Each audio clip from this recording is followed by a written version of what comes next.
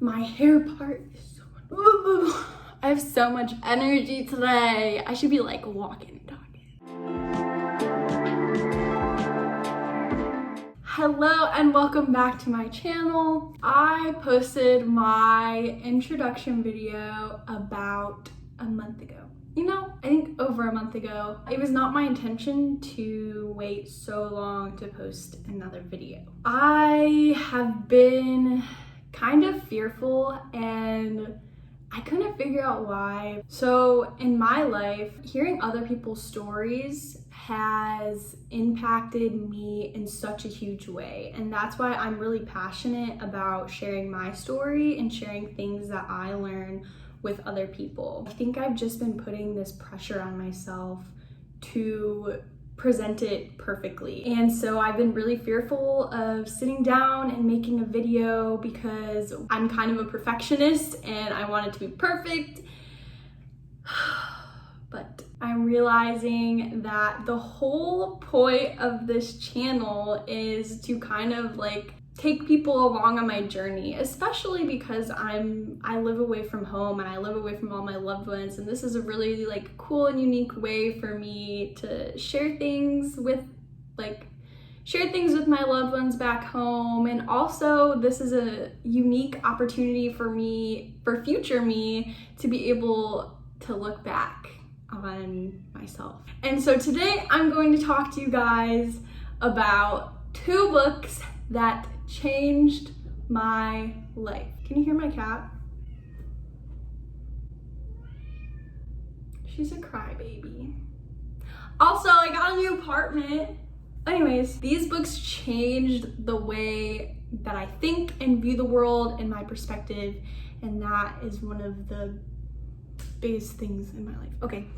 So when I was in like my senior year of high school going into my first year of college, life was rough. So during my first semester of college, I hit the lowest point I had ever been in. I was just doing things that I thought were fulfilling, but that I thought were fulfilling. Why does that sound weird? I was doing things that I thought were fulfilling for me, but they were actually just making me get further and further away from my true self. And I fell in with the wrong crowd. I became distant from my loved ones because I just did not like the person that I was. I remember one day looking in the mirror and I just felt so ugly and lost, and I just didn't recognize myself, and I realized something had to change. Right around that time, I was living with my aunt, and I do not remember what we were talking about, but something prompted her to give me a book that she thought I would like. And boy, she was right. This book changed my life. Okay, so the first book, my literal Bible, is called Don't Sweat the Small Stuff, and it is all small stuff by Richard Carlson. This book is a game changer. It's not too lengthy of a book. Honestly, before I read this book, I was not much of a reader. I've never been a reader, really. I'm still not a reader except for self-help books. And so this book has 100 short chapters. So basically 100 different valuable life lessons in it. It is so good. I'm just gonna read a couple examples of the titles of the chapters. Make peace with imperfection, develop your compassion, seek first to understand, become a better listener, resist the urge to criticize, think of your problems as potential teachers. That is so huge. So huge. That will transform your life. Just that right there. Live this day as if it were your last. So I'm going to talk a little bit about how I apply this book to my life and how I really applied it in the beginning.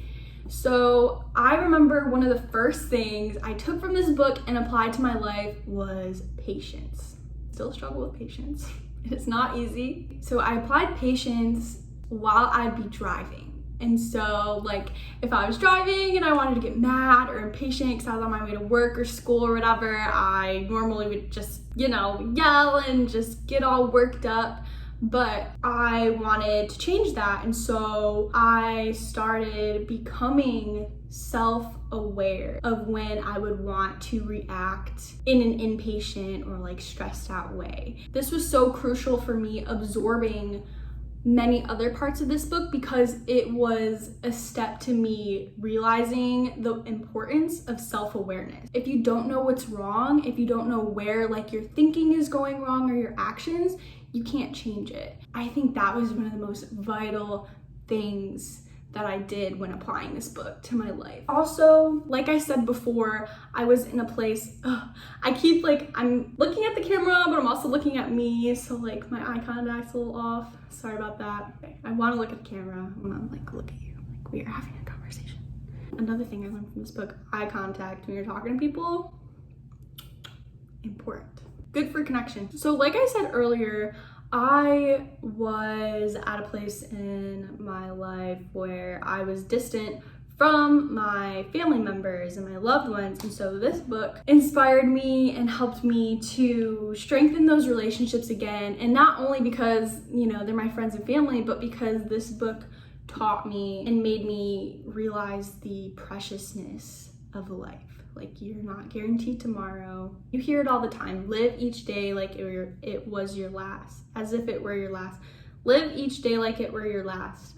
This book taught me that. And so I implemented that in my life, not in a way that I was like going out and just being reckless and doing whatever, but in a way that like, if I were to die, I want all the people who I love to know that I love them. Like, that's the most important thing to me. I strengthen relationships with my loved ones, especially my mom. Honestly, this was like such a crucial moment in my mom's relationship, especially because like part of high school, I kind of resented her and we got distant, and then I read this book and I was like tapping into my spirituality and realizing that was something that my mom has. And so it was so good. It is still so good to be able to talk to her about, you know, spirituality and like the deeper things in life, because she understands.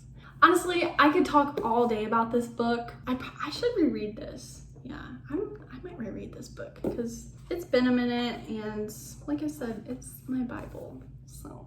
And here is book number 2. I borrowed this book from my uncle. So Uncle Jeff, if you're watching, I've had every intention of giving this book back to you. So this book is called The Magic of Thinking Big by David Schwartz. This book is it's a little bit aged, and the man in this book is kind of relating all these principles to like being a businessman. And so you can tell that it's old when it like talks about like monthly salaries being like $400 or something crazy, like the money's all whacked out. That doesn't mean that it is not a really good book. What I really got from this book was the power of our thoughts when it comes to success. If I really want something and I believe hard enough and I put in the work, it's gonna happen for me. This book was just reinforcing the importance of shifting your mindset, shifting your thoughts. Actions are driven by thoughts.